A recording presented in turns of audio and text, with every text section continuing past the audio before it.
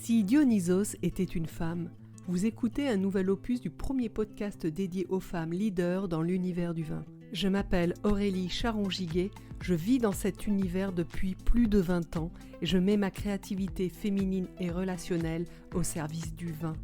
Mon plaisir, vous faire partager mes rencontres. Merci Sylvie. Alors avant de commencer, moi je dois dire que je fais toujours une petite préparation. J'ai rien trouvé sur Sylvie Tonnerre. Curieuse pour une femme de presse. C'est un choix, je l'assume. C'est comme ça, j'ai pas envie d'être... Exposée ? Oui, c'est pas que exposée, mais voilà, c'est comme dans les dégustations, je me suis vraiment accrochée à mon idée que à Terre de Vin, il doit pas y avoir de gourou de la dégustation. On fait des dégustations collectives, qu'elles soient à l'aveugle ou pas. On mixe les expériences, les compétences, les sensations, les émotions. Et voilà, et les dégustations, elles ne sont pas signées un tel ou un tel, à de rares exceptions près. Voilà, je préfère. Et pourquoi je me mettrai en avant ? J'ai fait mon travail du mieux que j'ai pu. Et puis... Donc au départ, votre destin d'étudiante est plus justement la découverte du monde à travers l'économie. Le vin vient beaucoup plus tard, puisqu'entre-temps, vous rentrez aussi dans la communication. Oui, j'ai commencé mon parcours en agence de pub, clairement. Et en plus, sur la partie commerciale. Donc, je prospectais pour faire rentrer des budgets à l'agence. Ça marchait très bien. J'y suis restée pas très longtemps pour des raisons personnelles, vraiment de relations, de gestion RH. Et j'en suis partie, j'ai créé ma propre agence qui a bien tourné. J'avais 5 salariés, on n'était que des filles. C'était très sympa, j'étais installée sur la place de la Comédie. D'accord. Et puis, je me suis fait avoir, en fait, par des gens qui nous ont fait des gros impayés, par une comptable qui n'était pas aussi futée que ce que je pensais, et un banquier qui s'est très mal comporté. Voilà, et à qui j'en voudrais toute ma vie, même si j'ai tourné la page, mais ça a été vraiment la première confrontation avec le machisme. Et j'ai tourné la page, j'ai recasé tout le monde, j'ai payé toutes mes dettes dans la structure ou après la structure. Et puis c'était le moment aussi où mon fils est né, mon Robin. Et j'en avais pas du tout profité à sa naissance, puisque moi j'ai arrêté de travailler le mardi, j'ai accouché le vendredi et j'ai repris 3 semaines après. Bon, c'est pas une bonne idée, faut pas faire ça.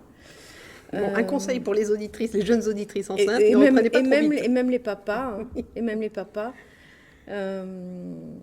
faut en profiter, parce que ça revient jamais. Ça passe très vite, effectivement. Ça passe vite. Ouais. Vous dites que vous avez créé une agence qui fonctionnait bien, qui était donc pas forcément... On n'est pas encore dans le vin, je suppose. Non. Agence de communication globale large. Et de formation également. D'accord. Je faisais pas mal de formations.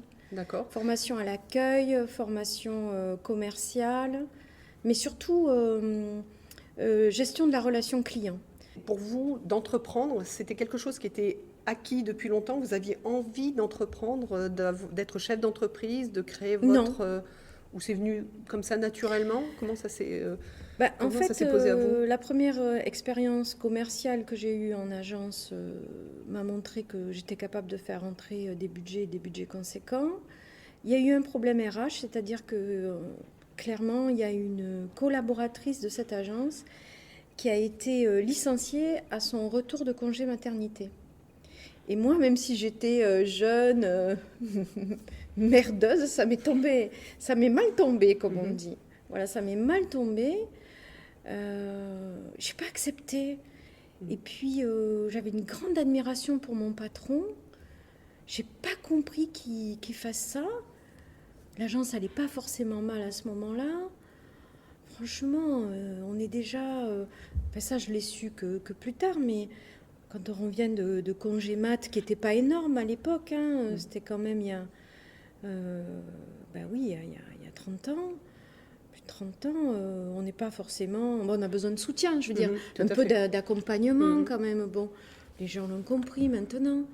Et ça, en plus, cette fille, c'était la plus ancienne collaboratrice de l'agence. D'accord. Donc en fait, vous avez eu un moment esprit rebelle de dire non, je veux défendre des valeurs qui ne correspondent pas. Ouais, voilà. Je me suis pris pour Et là, blam. justicière. Et voilà, et donc je lui ai proposé qu'on crée notre agence ensemble. Et en 3 mois, on était... Bon, elle était partie parce que virée. Et moi, j'ai négocié un départ vraiment au ras des pâquerettes, mais ce que je comprenais tout à fait, puisque ça faisait pas 2 ans que j'étais dans l'entreprise. Et on a créé notre agence à Montpellier, et c'était très sympa. Finalement, c'était un mal pour un bien. Mais c'était un choix, hein. C'était un choix. On a commencé en travaillant dans mon appartement. On avait des téléphones de toutes les couleurs, je me rappellerai, c'est très marrant. Et puis, ouais, je considérais que j'avais rien à perdre. Et puis, je sentais bien que les budgets, je les avais. Et voilà, et ben, j'étais bien mouchée parce qu'à force d'avoir des budgets, eh ben, j'ai eu le budget qu'il ne fallait pas. J'ai eu le budget de l'escroc. D'accord. qui a fait tomber plusieurs entreprises d'ailleurs. Mais ben, c'est une expérience, une super expérience. Moi, je trouve que tout le monde devrait faire un dépôt de bilan ou une cessation d'activité. C'est super enrichissant. C'est quoi la plus grande leçon que vous avez retirée de cette expérience, justement ? Il faut avoir 2 banques. Parce que quand on se prend un impayé, eh ben, il faut répartir l'impayé sur plusieurs comptes. Voilà.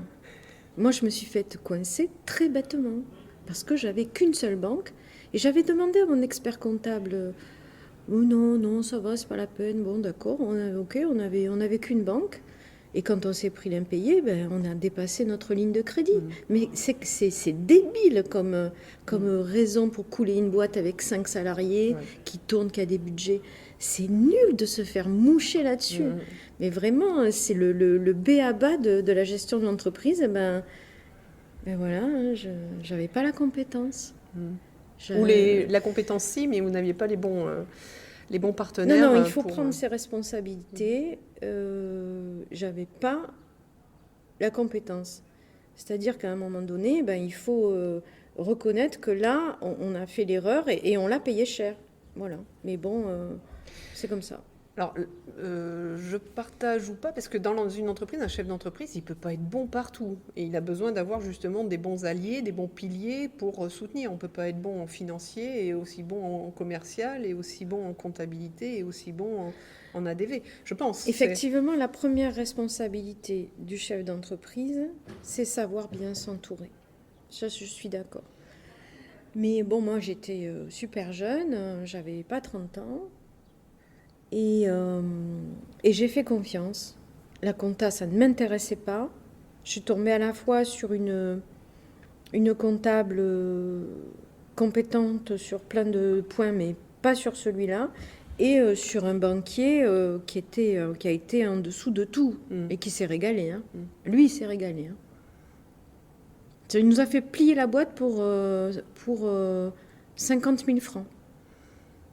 Parce qu'aujourd'hui, c'est rien, mais qui était beaucoup. C'est à se jeter du 3e, quoi, je veux dire. C'est nul. C'est nullissime. Donc, sur ce, d'accord. J'ai pris une petite respiration avec mon bébé. Et puis, ça m'a permis aussi de me dire, de faire un peu le bilan de toute cette expérience de communication. Puisqu'au final, ça faisait 4-5 ans de com, et de déterminer le secteur dans lequel j'aimerais travailler. Ouais. Et le secteur dans lequel je voulais travailler, il fallait que j'aie un lien avec la terre. Il fallait que j'aie un lien avec les paysans. Je voulais vraiment faire ça. Et voilà, je voulais faire quelque chose pour... entre guillemets, le monde rural ou les gens qui ont ce lien avec la terre. Voilà. C'était un ressenti. C'était un ressenti et à travers l'expérience là que vous aviez eue, ça confirmait cette volonté Oui, d'aller vers là. oui. Et donc le vin est arrivé. Et donc le vin est arrivé parce que quand j'ai voulu et dû reprendre un poste, c'est-à-dire assez vite, à moins de, moins de 2 ans après l'arrivée de Robin, j'ai dû rester à peu près 1 an sans activité. Enfin, sans activité. Il a fallu quand même que je rembourse mes dettes, même à titre... toujours en lien quand même. Parce qu'il fallait... Même si la boîte était... Plus active. N'était plus, moi j'ai quand même remboursé tous mes fournisseurs, les graphistes, les gens comme ça qui sont sur des modèles économiques tendus, on va dire. Tout le monde a été remboursé. Et j'ai postulé au vin de Pays d'Oc. Et, donc le syndicat des producteurs de vin de Pays d'Oc, oui. Et là, c'était en quelle année ? C'était en 97. Donc là, c'était pour le poste de responsable marketing ? C'était pour créer le service marketing et communication qui n'existait pas. Donc nouveau challenge, nouveau défi. Oui. Alors évidemment, il y avait des jeunes candidats qui briguaient ce poste aussi. Mais bon, j'avais cette expérience d'agence de com qui faisait que ça roulait tout de suite. Ils l'ont vu. J'avais déjà les fournisseurs, j'avais les graphistes, j'avais les photographes, j'avais... voilà, même petite panoplie qui va bien pour démarrer et être efficace tout de suite parce que... Et la deuxième raison qui m'ont recruté, c'est qu'à l'époque, Pays d'Oc, c'était 90% d'export. Et que curieusement, personne ne parlait anglais au syndicat. Et moi, j'avais travaillé un peu aux États-Unis. J'adore l'anglais. J'adore cette langue. Et donc, ça faisait rentrer une compétence sur ce point au syndicat. D'accord. Et vous êtes resté combien de temps au syndicat des producteurs ? Pas très longtemps. Je suis restée 2 ans environ. Le temps de mettre en place le service. J'ai mis en place tout ça. Ça a été de très belles expériences. On a fêté au Zénith les 10 ans de ce label avec 1000 personnes à table, plus de 100 sommeliers. On a fait des très belles choses. On a fait le premier Vinexpo Hong Kong. Ça a été le début de la grande aventure. De la grande aventure du vin. Moi, le vin m'a emmenée au bout du monde. Et comme c'est toujours ce que j'ai voulu, j'ai toujours voulu travailler à l'étranger, là, j'en ai fait quand même un petit peu. Quelques mots voyage. Et donc, la transition, Pays d'Oc, vous arrivez à Terre de Vin, c'est ça ?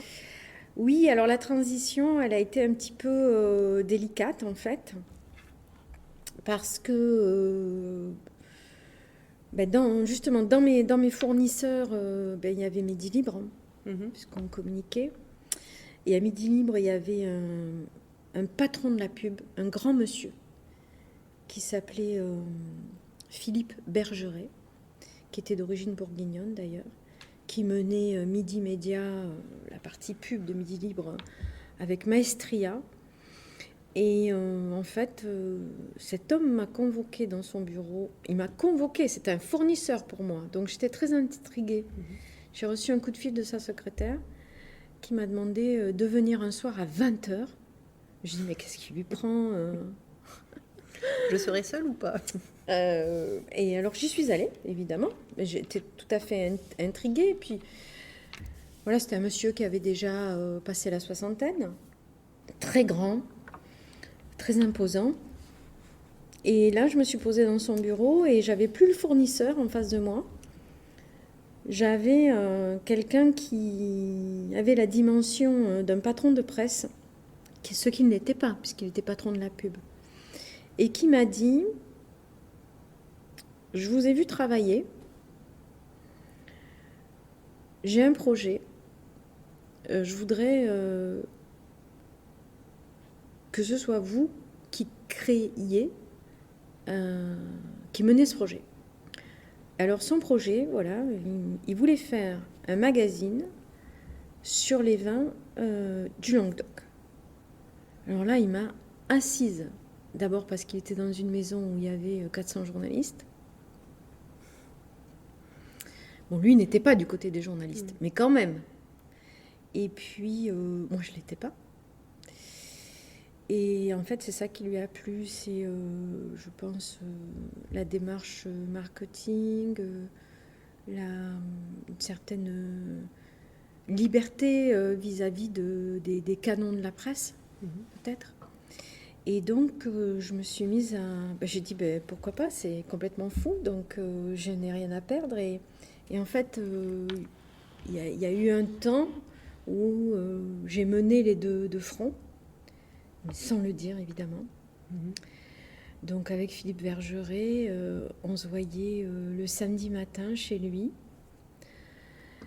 avec son épouse qui nous faisait du café, et on se voyait 1 ou 2 fois par semaine à 20h passées dans les locaux de Midi Libre. Donc petit à petit, j'ai construit un canevas en fait. Oui, une architecture, un squelette. Bon, d'abord j'ai fait une analyse marketing à ma façon, telle que je l'avais apprise en agence. Vraiment, qu'est-ce qu'on veut que le lecteur comprenne, retienne, ressente. J'ai travaillé sur les 3 axes. Mais j'ai écrit à la main tout un cahier sur le magazine idéal des vins du Languedoc. Et on a travaillé ensemble, et on a sélectionné des rubriques, et on a commencé à faire des maquettes au service, au studio graphique de Midi Libre, etc. Donc là, il y avait un budget Midi Libre dédié à... Il n'y avait rien. Il n'y avait rien. On faisait tout en loose day. Il n'y avait rien, c'était top secret. La rédaction de Midi Libre n'était au courant de rien. Pays Doc n'était au courant de rien. Et puis, il y a eu une conjonction de facteurs encore humains qui a fait que j'ai quitté Pays Doc fin octobre.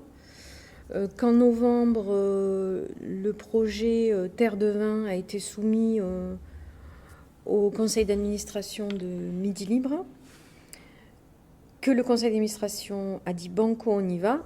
Philippe Bergeret avait une grande force de persuasion. Peu de personnes lui résistaient. Et lui, il a tenu sa parole, c'est-à-dire que moi, j'avais bossé comme une folle sur ce projet sans aucune garantie, en fait. Et il m'avait dit, si le projet est accepté, vous serez rédacteur en chef. Mais c'était impossible. J'avais pas fait d'école de journalisme, j'étais pas du sérail, c'était impossible. Impossible. Et en fait, cet homme, il a tenu parole. Il n'y avait rien d'écrit. Rien. Aucune garantie. J'étais inscrite à l'NPE. Il n'y avait donc aucune garantie. Parole, je crois que je suis restée 4 jours à l'NPE. Le temps de l'inscription. Voilà. J'ai ouvert mes droits, on va dire. Mais il a tenu sa parole. Il m'a appelé, je me souviens, c'était le 13 décembre. C'était le 13 décembre 98. Il m'a appelé, j'étais sur la route. Il m'a dit, je sors du conseil d'administration, c'est bon, on lance, vous êtes rédacteur en chef. J'étais sur l'autoroute. Je m'en souviendrai toute ma vie. Et le 4 janvier, j'ai démarré. Voilà. Et donc depuis 1999, le 4 janvier 1999, vous êtes rédacteur en chef de Terre de Vin. Ouais. Félicitations. Parce que le nom aussi, c'est vous avec. Oui, on avait vous avez travaillé le nom, exploré plusieurs pistes. Et puis voilà, après, j'avais dû en proposer 15 de noms.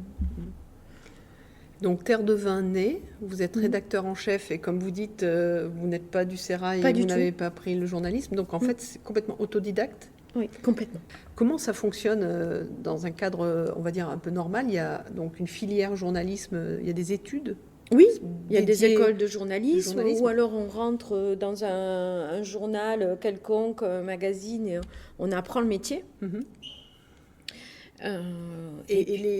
Donc, quel genre de métier, en fait, on trouve dans les magazines de Terre de Vin, par exemple? Ah ben, il y en a plein.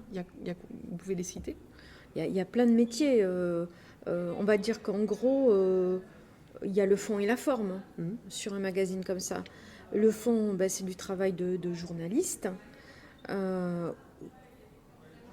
ou de collaborateurs qui n'ont pas un titre de journaliste, mais qui ont des compétences par exemple, de dégustation et de l'appétence pour l'écrit, ou qui veulent se former parce que quelquefois, j'ai dans mon équipe des gens qui n'avaient aucune expérience de la presse et ben, que j'ai formés. Ça peut paraître prétentieux de dire ça, mais non, c'est un apprentissage. C'est vraiment un apprentissage parce que la rédaction journalistique, elle s'apprend. Il y a des techniques. Donc moi, j'en avais appris un peu quand j'ai fait mon école de marketing, mais des techniques de rédaction. Mais après, voilà, il y a des techniques, il y a des manières de faire. Voilà, je vais vous dire, par exemple, on écrit tout au présent, on fait des phrases courtes, on a des chartes quand même graphiques. Donc, par exemple, quand je commente un papier, il y a une ligne qui dit un titre, c'est 2 mots. Moi, je veux que les titres soient courts. Dans un quotidien, les titres, c'est souvent des phrases. Bon, donc, il faut s'adapter, il faut apprendre ça. Mais bon, tout s'apprend. Hein. Oui. Tout s'apprend. Voilà, et après... Donc, il y a le journaliste, donc oui. Pour la rédaction, les dégustateurs. Et les dégustateurs qui peuvent être un peu les deux. Oui. Il y a des gens qui conçoivent les maquettes, il y a des gens qui font de la recherche documentaire, il y a des gens qui sont des correcteurs aussi, donc il y a de la PAO pour monter les maquettes, il y a, et puis il y a pour moi, dès le départ, quand j'ai écrit le projet Terre de Vin, ma ligne numéro 1, c'était on doit faire un magazine, un très beau magazine avec de très belles photos. Ça, c'est tout à fait, je rejoins, parce que c'est hyper appétant. On a vraiment... on plonge dans les photos et ça nous fait voyager. C'est superbe, c'est très important, oui. C'est très important. Alors, c'était très important dans l'histoire de Terre de Vin, parce qu'on a créé Terre de Vin, donc en 98-99, pour que les gens du Languedoc soient fiers de leur vin. Les vins avaient commencé leur révolution qualitative, mais le grand public ou même les amateurs n'étaient pas forcément très fiers de la viticulture régionale. Et pourtant, elle avait bien amorcé son décollage qualitatif. Et l'objectif, c'était ça. Et quand on veut que les gens soient fiers de nous, il faut qu'on se montre sous notre meilleur jour, je vais dire. Donc, je tenais à ce qu'il y ait... la seule chose que j'ai demandé à Philippe Bergeret, c'est qu'il me donne une carte blanche sur la photo. Et il m'a donné une carte blanche sur la photo, tant sur le choix des photographes que sur le prix. Et ça, il y a 22 ans, il me dit, mais c'était pas gagné, quoi. Et de fait, même si j'ai un grand respect pour eux, je n'ai jamais travaillé avec un photographe du groupe Midi Libre. D'accord. Jamais. C'est pas la même photo. Il faut un travail, on fait un autre travail. J'ai travaillé avec mes photographes que j'avais quand j'étais dans la com. C'est-à-dire des gens qui travaillent, qui travaillent leur cadrage, leur lumière, qui font une photo qui doit raconter une histoire, bien sûr, comme un photographe de presse, mais qui doit être aussi esthétique. Tout à fait. On doit se transposer la beauté du lieu, la beauté du paysage. Et même la beauté des gens. Oui. Et c'est pas toujours évident quand on travaille avec des gens de la terre. Mais moi, je trouve que une tête de paysan, c'est beau. Des mains qui travaillent la terre, c'est beau. Un tracteur tout cabossé, ça peut être beau. Moi, quand je les vois avec mes yeux, c'est beau. Donc... voilà, mon boulot, ça a été de faire passer ça un peu à l'équipe. Donc, il y a tous les photographes, voilà. Et puis, derrière, il y a de l'imprimerie, il y a du façonnage, mais sur la réalisation même du magazine, oui, voilà, il y a ce travail de mise en place d'un sommaire et d'une architecture de magazine sur un numéro et dans l'année sur tous les numéros, puisqu'il faut qu'il y ait un équilibre. Et puis, commander les sujets, définir un angle avec les rédacteurs et les journalistes, organiser des dégustations, et puis retranscrire tout ça, faire beaucoup de relectures. Nous relisons beaucoup les papiers qui nous arrivent et qu'on a commandés. On les relit sur le fond et la forme. Donc, ça peut paraître fastidieux par moment. Un magazine qui sort, il a été relu plus de 10 fois. Chaque papier à différentes personnes. Voilà, avec différentes personnes. Au moins 4 personnes. Voilà. Donc, normalement, dans Terre de Vin, il n'y a pas de faute d'orthographe. J'essaie. Et c'est pas du tout facile. On travaille avec le Becherel, le Bled, on a des bouquins. Et une fois que nous, on a relu en interne, on passe les papiers au correcteur professionnel du groupe de presse, qui est aujourd'hui le groupe Sud-Ouest. Et vous avez toujours une coquille qui passe. Oui. Mais bon, normalement, franchement, dans Terre de Vin, il n'y en a pas beaucoup, parce que voilà, ça procède toujours de la même idée. Au départ, je voulais vraiment qu'on montre une image valorisante des vins du Languedoc, parce qu'ils le méritent. Et ils le méritaient déjà il y a 22 ans. Donc ça a été notre travail. Et aujourd'hui, donc, ça s'est ouvert aussi aux vins français et les vins du monde. Et ça, depuis quand finalement vous avez ouvert ce champ de la viticulture française? Alors en fait, sous la première décennie, l'actionnaire, c'était Midi Libre, le groupe Les Journaux du Midi, qui avait donc créé une filiale pour Terre de Vin, dont j'étais l'unique salariée, même si malheureusement il y a eu un accident de parcours très important, puisque Philippe Bergeret est décédé brutalement en 2000, je crois, à une descente d'avion. Juste après le lancement, en fait, à peine un an de... Oui, voilà, c'est ça. Je devais en être au 5e numéro, quelque chose comme ça, parce que je faisais que 4 numéros par an au départ, un par trimestre. Et Philippe Bergeret est allé à Vinexpo Shanghai. Il est revenu certainement fatigué par le vol. Et en fait, à l'aéroport de Fréjorgues, il lui avait perdu sa valise. Et il a fait une colère monumentale et il est mort sur place. D'accord. Ouais, donc une mort très brutale, dans les bras de son épouse, qui était une femme admirable.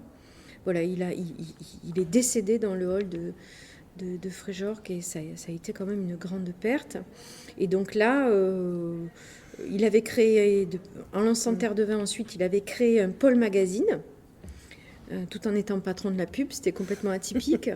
Il avait racheté des magazines au groupe Milan. Donc il y avait Pyrénées Magazine, Ici et là Magazine. Et donc après le décès de Monsieur Bergeret, ces magazines ont été liquidés les uns après les autres. Les journalistes et les rédactrices en chef ont été intégrés dans les équipes de Midi Libre. Et moi, je voyais le truc se réduire et le vent du boulet arriver de plus en plus. Et en fait, c'est la filière qui m'a sauvée. Parce que quand mon tour fut venu, les grands patrons du groupe ont quand même consulté les grands patrons des syndicats, des interpros et de la filière vin du Languedoc-Roussillon, du Languedoc et du Roussillon. Et là, la filière a dit on continue Terre de Vin. Ils ont vraiment tapé du poing sur la table. Franchement, ils nous ont sauvé le truc. Et Jacques Gravejal en première ligne, donc le président des Pays d'Oc. Ils ont soutenu le projet, ils avaient bien vu leur intérêt.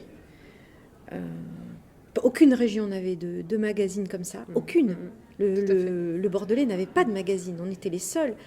Et même si on n'avait que 4-5 numéros au compteur, toute la filière a appuyé.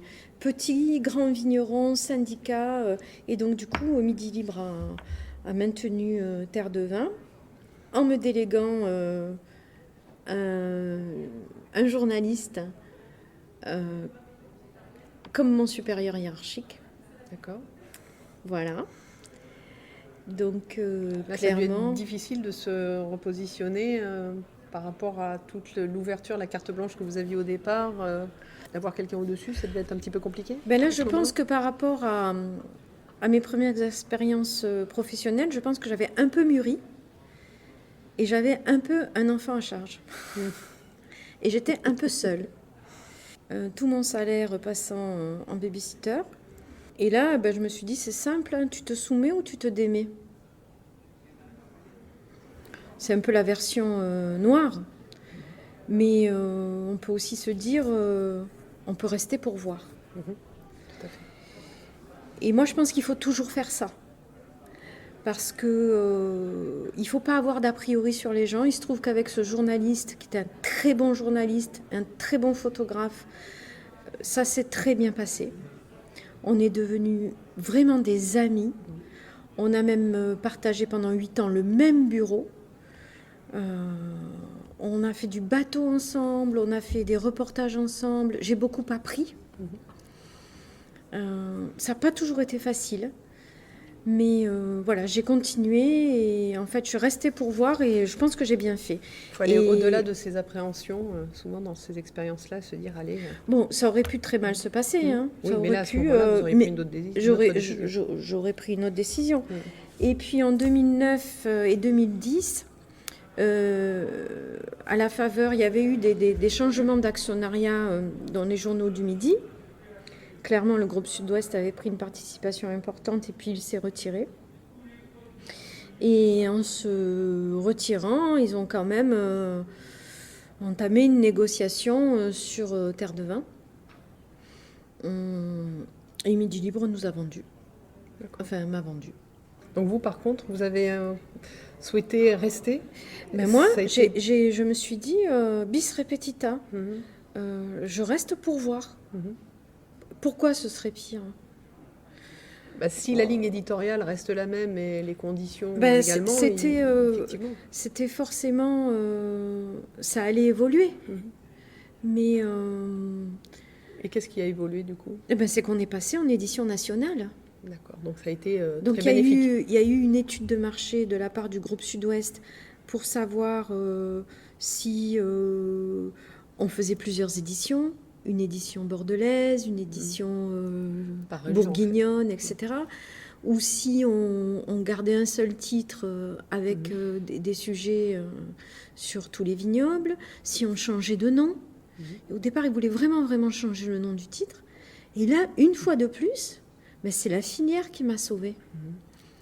Tous les grands patrons des vignobles bordelais qui avaient déjà des vignobles en Languedoc, ils ont dit, touchez à rien, c'est bien, on garde le titre, on garde la maquette, c'est bien, c'est beau, juste on met les vins de partout, et en particulier bien sûr les vins du Bordelais, puisque le groupe Sud-Ouest, puis le vignoble bordelais n'avait pas de magazine, et ça les rendait fous d'avoir Terre de Vin. C'est vrai. Ils regardaient Terre de Vin sur les salons, partout, et puis ils avaient des implantations ici, ils regardaient Terre de Vin, ils disaient, c'est pas mal quoi, ils ont de la chance.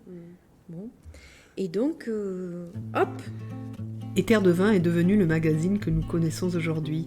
J'invite nos auditeurs à le découvrir s'ils ne connaissent pas, en digital ou dans les kiosques. Sylvie, encore merci pour cette nouvelle conversation. Pour vous suivre, c'est simple, je rappelle le compte Twitter, @TDV comme Terre de Vin, donc TDV en majuscule, rédac chef. N'oubliez pas que ce podcast est natif, indépendant et libre, alors si vous l'aimez, faites-le connaître. Partagez-le et donnez aussi votre avis, c'est très important pour moi. Je vous dis à très vite pour de nouvelles écoutes.